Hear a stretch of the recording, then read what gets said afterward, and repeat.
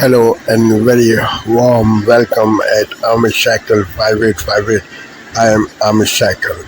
Following news have been reported by American, European, Asian, African, Australian news channels and the news agencies. So please let's go to the headlines. Tonight, several developing stories as we come on the air. Dangerous weather, including flash flooding with millions on the move this holiday weekend. And dozens of Guatemalan children loaded onto planes for deportation until a judge stepped in. We begin with the flash flood threat in the southern plains as a record number of Americans are on the move. Highways flooded, planes halted in a major hub. And now there's word of a mid-air collision of two planes in Colorado. Beachgoers running to safety with a water spout just offshore. And there's a rip current warning for Southern California. Our weather team has the holiday forecast. The state of hundreds of Guatemalan children hanging in the balance. The Trump administration wants to deport them, some spending hours on planes until a federal judge blocked the flights. The latest in this extraordinary legal battle. And another battle, President Trump threatening to send troops to Chicago, possibly as soon as this week. The mayor and the Illinois governor fighting back. The president says he wants to mandate voter ID for every election in the U.S., but does he have the power to do that? That resumes at Annunciation Church in Minneapolis, days after the attack that killed two students. Handmade cards delivered to one of the victims, and Pope Leo speaking out against what he calls a pandemic of arms. Israel steps up its assault on Gaza City ahead of its planned invasion, a mass exodus of Palestinians, and in Israel, protesters beg President Trump to end the war. The heart-stopping video of a young boy wandering onto the monorail tracks in Hershey Park, adults yelling to the child, fearful he would fall. Finally, someone climbing up to rescue the boy. New evidence in a story that was the inspiration for movies and TV shows. Why some are now saying a hero may have murdered his own wife. At the U.S. Open, the last American man hopes to stay alive in the tournament and the showdown between two former women's champions. And not so fast, my friend. Lee Corso may be heading off to retirement, but not before we look back at his career and his legendary headgear. From BBC News World Headquarters in New York, this is World News Tonight. Good evening. Thanks for joining us on this Sunday. I'm Mary Bruce. The Trump administration's crackdown on illegal immigrants has faced numerous legal challenges. On Friday, a federal judge blocked its efforts to expand fast-track deportations. Let's bring in South Carolina Congresswoman Nancy Mace, a member of the House Oversight Committee and candidate for governor in South Carolina. Congresswoman, welcome. Thank you, Mike. Thank you for having me. So what is your reaction to this federal judge blocking President Trump's immigration crackdown? Well, yet here we have another rogue judge who thinks that they are president of the United States of America. And the last I checked, that was Donald J. Trump. And if he wants to expedite the deportations of criminal illegal aliens here in the United States, and he has the right and the power to do so. And I know Donald Trump, we know him well, and we know that he's going to fight this every tooth and nail, all the way to the Supreme Court if we have to, and praise him for doing the work of the American people, because this is what we voted for. This month we've seen a crime crackdown here in our nation's capital. There's some expectation that the president could surge resources to Chicago next. I want to play for you some of the back and forth on that, and then I'll get you to react to it. We will not have our police officers who are working hard every single day to drive down crime, deputized to do traffic stops and checkpoints for the president. Everyone wants their community safe. They want these gang leaders, MS-13, Tren de Aragua, apprehended and removed from their communities. They want to know that their kids are going to be safe. What's your reaction to what we've seen here in Washington, where you work and live part-time, and would you welcome federal resources going into a part of South Carolina with a high crime rate? Well, Congress is back in session on Tuesday, and I hear D.C. and the Capitol is safer than it's ever been. And I hope that President Trump has the resources to send soldiers to Chicago if that's what it takes. That is one of the most violent cities in America, particularly for the hardest hit communities there. And this is what we're seeing. The Democrat Party is a party of violence. They are defending rapists, they're defending murderers, they're defending child molesters and pedophiles by keeping those who are committing heinous crimes and who are here illegally right here in the United States. I mean, they're fighting for the rights of illegals. They're fighting for the rights of gang members and cartel members. It's out of control. It's insane. And I look forward to watching the videos of soldiers entering Chicago and getting Chicago safer than it's ever been, because the mayor certainly is not doing it. Neither is the governor. You are running for governor. Obviously, you're well known in your district and well known to our audience. I'm curious how outreach across the great state of South Carolina is going. It's been pretty amazing, actually. We call the mother of all town halls all across the state. Every week we're getting out to talk to voters. We're polling about 10 points ahead or double digits, and President Trump recently posted one of our polls. It's been overwhelming. We've had over 8,000 people contribute to our campaign. If you want to chip in $1, you can go to nancymace.org. You can go do that right now. We're adding thousands of people every single week who are part of this movement. We have an opportunity to have MAGA governors, America First governors, and in South Carolina, an opportunity to have Trump in high heels right here. We're working.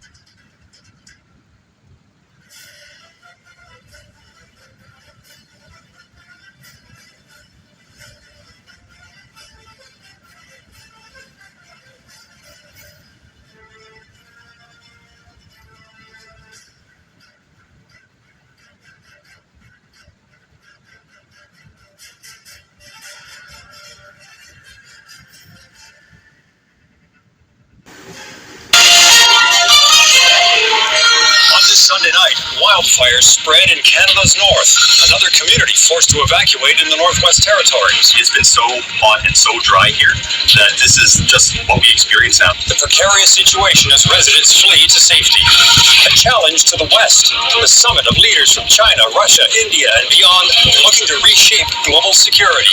Plus, it's an alien invasion. The fight against invasive plants threatening vegetation near Montreal. And the COVID babies are going to school. They're excited, they want to be here, they want to learn, they learn quickly. How will they find kindergarten after being locked down as infants? Global National. Reporting tonight, Eric Sorensen. Good evening, and thanks for joining us. The focus of Canada's wildfire emergency has shifted north. A second community in the Northwest Territories has been forced to evacuate, with fires spreading and threatening nearby. Some 700 residents of Fort Providence, southwest of Yellowknife, were ordered to flee this morning.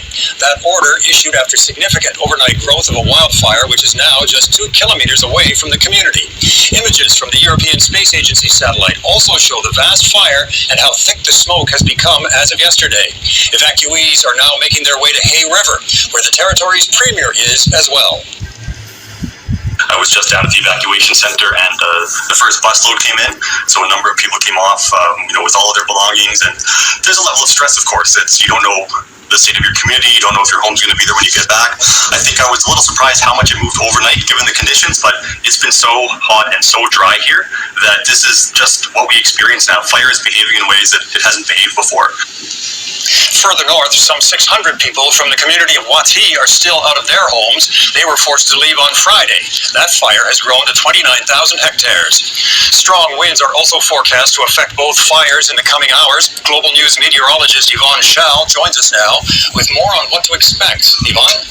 Thanks so much, Eric. We've been tracking a cold front across the Northwest Territories, and the winds were strong northerly. Now, as we get in towards this evening, the wind forecast, it'll briefly switch to more of a southerly wind, and then for tomorrow, it shifts back to northerly wind, and we'll see those winds range between 10 and up to 20 kilometers per hour. Smoke will still be a big weather story impacting all areas. We've got an air quality warning that is in effect, also extending in towards northern Alberta and Saskatchewan. Those with respiratory issues will want to try and limit the amount of time spent outdoors, and with the air quality warning, we're seeing poor air quality and reduced visibility. Now, here's the latest on the fire danger rating nationally.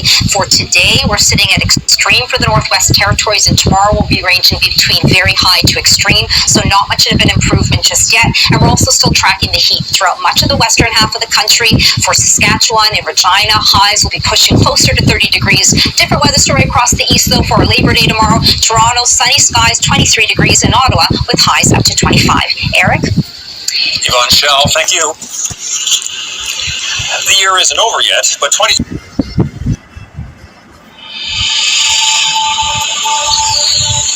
Today, leaders condemn neo-Nazi speakers and imagery used during anti-immigration rallies over the weekend.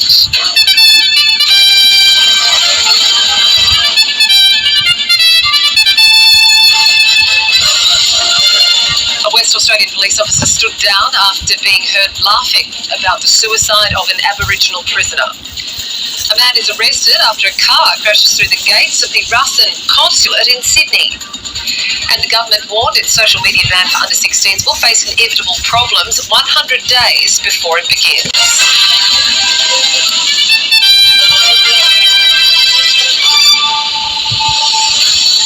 Hello and welcome to ABC News. I'm Catherine Robinson. Political and multicultural leaders have condemned neo-Nazi speakers at anti-immigration rallies over the weekend. The protests were largely peaceful, with a few arrests made. Major demonstrations took place in capital and regional cities, drawing tens of thousands of attendees. In Melbourne, a group, including suspected neo-Nazis, stormed Camp Sovereignty, a First Nations gathering site at the Botanic Gardens. Scuffles also broke out in the CBD, as well as in Adelaide, where one demonstrator held up an image of alleged police killer Desi Freeman.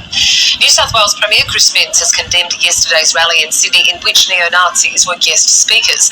Mr Minns says hate speech is outlawed and police will follow the appropriate course of action. I know it doesn't reflect the issue.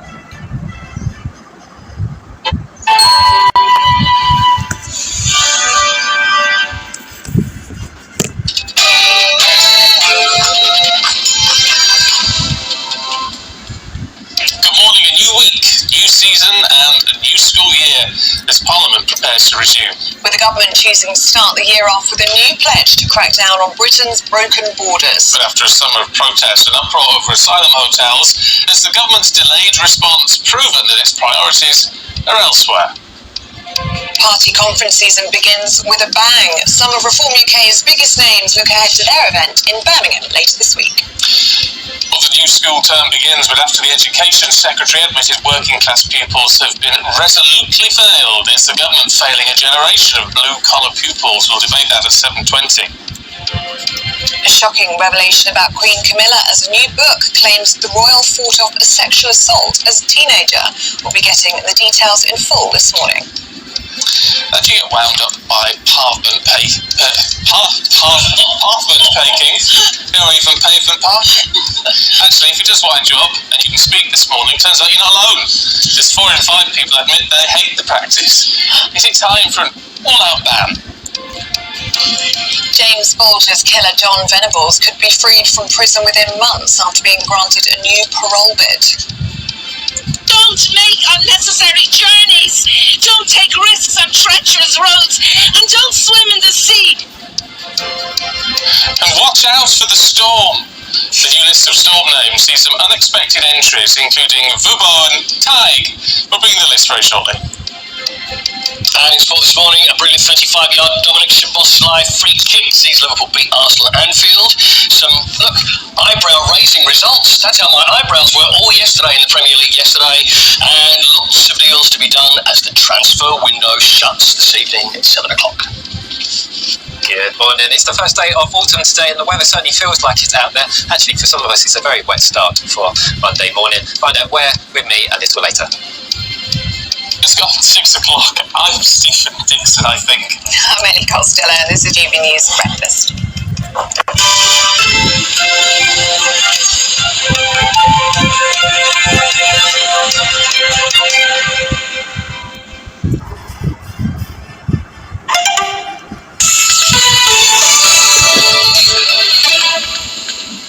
This is DW News and these are our top stories.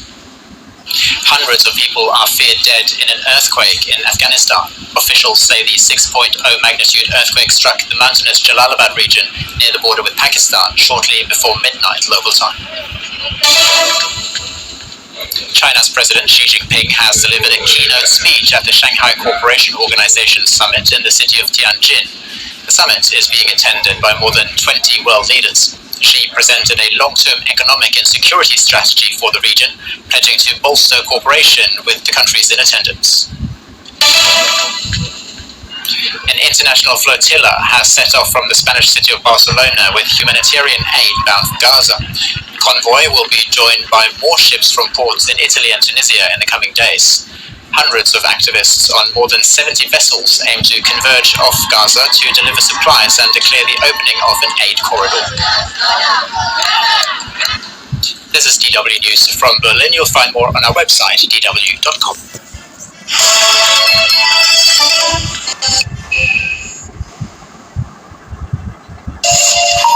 Hello and a very warm welcome. If you're just joining us, you're watching Daybreak here on France 24. These are the headlines this hour. Intensify its attack even further. Israel bombs the city where almost half of the Palestinians trying to survive are currently seeking shelter. Dozens more killed at the weekend as global governments watch on, and an international coalition of boats set sail in the hope of finally breaking through the Israeli blockade and getting some vital supplies to starving people. 11 UN officials kidnapped in Yemen, Houthi rebels storming a number of offices in the capital, accusing them of collaborating with Western intelligence and Israel. It comes after Israeli strikes killed the Houthis' prime minister and 4 other ministers there at the weekend. And China's Xi Jinping lashes out at bullying behavior in the world order. Russia's Vladimir Putin defends his position in Ukraine, while India's Narendra Modi vows closer cooperation with its eastern neighbours. A summit of some 16 Asian nations present a defiant front.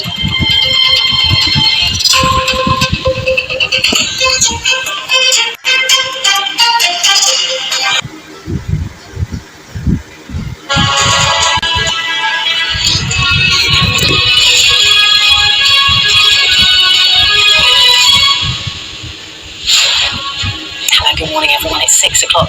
On today's show, we have a special report on how the asylum crisis is dividing our communities. Home Secretary Yvette Cooper is expected to make a statement to Parliament later today, setting out reforms to the appeals system. It's Monday, September the 1st. We report on the divisions over asylum that are pulling our communities apart.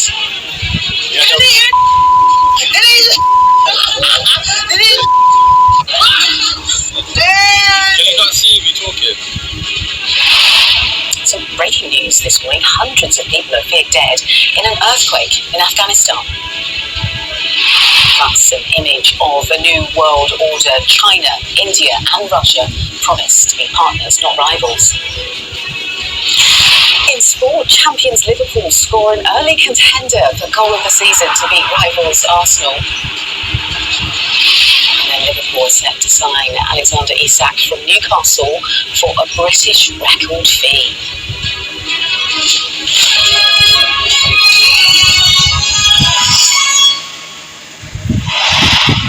Hello, good morning. The government is hoping to turn the tide on the wave of anti-migration protests.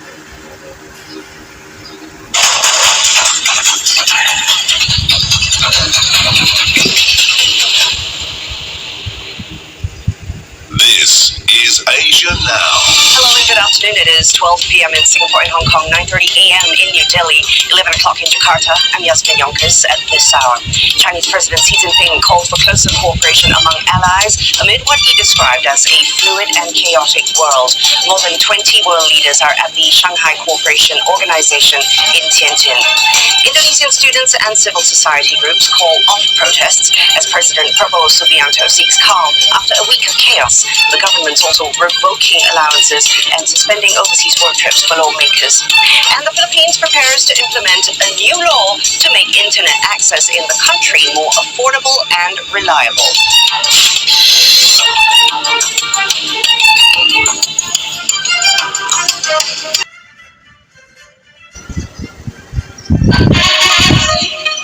Africa News. The news. Zimbabwe's President Emmerson Mnangagwa met Pope Leo XIV on Saturday at the Apostolic Palace in the Vatican. According to the Holy See Press Office, the discussion in the Secretariat of State focused on positive relations between the Holy See and Zimbabwe. The conversations covered various aspects of Zimbabwe's political and economic situations, particularly the collaboration with the local church in fields such as healthcare, education, and the environment. Additionally, the parties exchanged views on regional issues, underscoring the importance of promoting multilateralism, dialogue, and cooperation among nations. In the meeting with Pope, Mnangagwa also met with Cardinal Pietro Parolin, the Vatican Secretary of State, as well as Monsignor Paul Richard Gallagher, Secretary of Relations with States and International Organizations. Zimbabwe has faced a significant economic downturn in recent years, characterized by hyperinflation and a devalued currency. The United Nations mission in South Sudan, also known as UNMISS, said Friday is constructing a new base in the Tambura region in South Sudan. The mission said that since 2021, when recurrent intercommunal violence in the Greater Tambura region escalated, numerous lives have been lost and thousands of people have fled their homes. We don't understand the origin of this conflict. We have lived in this camp for about 6 years with hunger and suffering. Our makeshift shelters are in bad shape. The rainy season has made things worse. Now we sleep on rainwater. We cannot farm because we fear being attacked. We urge the government and partners to look into our situation. We cannot leave the camp. We can sleep because the UNMISS peacekeepers patrol the area at night. If they were not here, we don't know whether we would even have been able to sleep. To better protect them, the peacekeepers serving within the mission have increased their presence and intensified vehicle patrols. According to UNMISS, South Sudan has struggled to recover from a civil war that broke out after independence, which killed nearly 400,000 people. We sacrifice a lot of resources and positioning ourselves in that direction to more patrols on the ground and to do more engagement and to facilitate the precipitation of these processes on the ground. The oil-rich country is plagued by corruption and relies on international aid to help feed its 11 million people, a challenge that has only grown since the Trump administration made sweeping cuts for foreign assistance. The abrupt end of USAID has hampered educational growth for some of Boko Haram's victims in northeastern Nigeria. Some of the victims' families cannot afford to pay school fees that was being catered by USAID in the previous years. In one school run by the Future Progress Islamic Foundation has benefited over 3,000 children in Borno State, the epicenter of the 16-year conflict. I want to help my family and to help my nations and my relative ones, but they do not admit me to the school, and my parents cannot afford to pay school fees. Now I'm always going to the farm and doing house chores. When I see some students wearing uniform and going to school, I feel sad. I wish like I'm one of them. Ramatu Usman is among the students dropped by the school this year, just one session before her high school exams. She had wanted to study medicine, but now she spends her day. The time I used to go to school, I was always happy because I was learning a lot, but now I sit at home just sewing prayer hats. No one at home to speak to because they have all gone to school. I am always home, alone and not happy. With the US funding gone, the school has let go of 700 of its 22 students as well as 20 teachers with no new enrollment and further cuts likely. These pupils and students that were enrolled in the school, maybe possibly they could have been roaming the streets, and only God knows where they will end up. With the insurgency that we have, they can be part of it. There are issues of stealing, there are issues of drug abuse, there are issues of smoking, there are issues of so many bad habits. But with the establishment of the school, number of these children that are roaming the streets, and it also goes a long way in giving them the education that will build their future. Boko Haram, which wants to establish Islamic law in the region, forbids Western education and rose to global prominence after its mass abductions of students.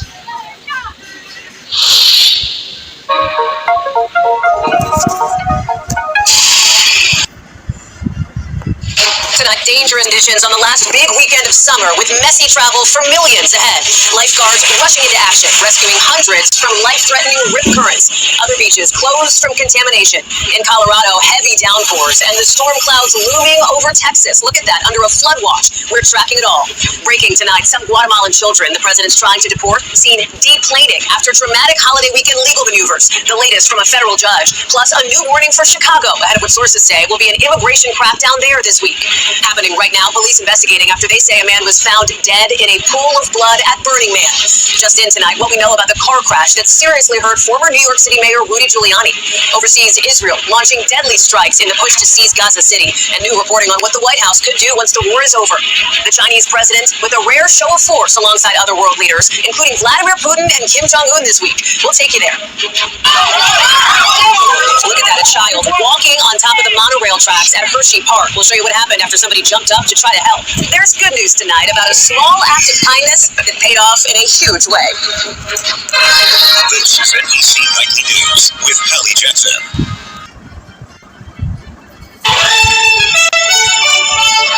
Tonight, showdown over presidential power. For 13 consecutive years, Chicago had more murders than any other American city. The Trump administration's crime crackdown stokes tensions with cities and states. It's un-American. I'm Willie James Inman at the White House, where President Trump is testing the limits of his power, from the use of troops to combat crime to how we vote. Also tonight, the first Sunday Mass in Minneapolis since the horrific shooting. At the Vatican, the American Pope speaking out. Let us plead God to stop the pandemic of arms. California wildfire milestone. I'm Elise Preston in California, where thousands of burned out properties have been cleared of debris. What's next for the Eaton and Palisades fire survivors? And scary moments at a Pennsylvania amusement park as this little boy wanders away from his parents. We'll show you how he got down. Plus, it's a long weekend of record travel, but will the weather cooperate? It's a busy weekend for travelers. I'm meteorologist Andrew Koziak with a look at the potential trouble spots. And later, the art of recycling. CBS's Itai Han reports how trash is now a big draw in San Francisco. Seems like we're seeing more trash in the art world these days. That's a funny way of putting it. This is the CBS Weekend News from New York with Jerika Duncan.